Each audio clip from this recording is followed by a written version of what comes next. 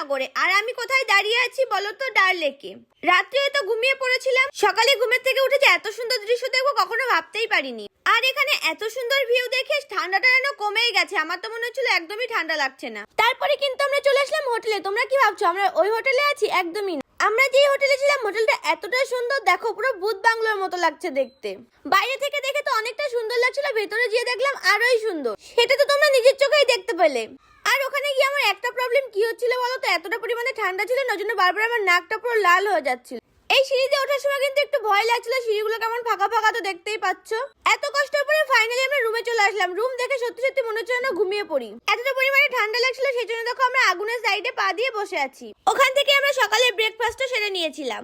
এরপরে শরীরটা এতটা খারাপ লাগছিল, তখন আর মনে হচ্ছিল না যে কোথাও বসে থাকি, কারণ গাড়ির মধ্যে ঘুমালে ঘুমটা ভালো হয় না, সেটা তোমরা সবাই জানো। ভিডিওটা কেমন লাগলো অবশ্যই কমেন্টে জানিও।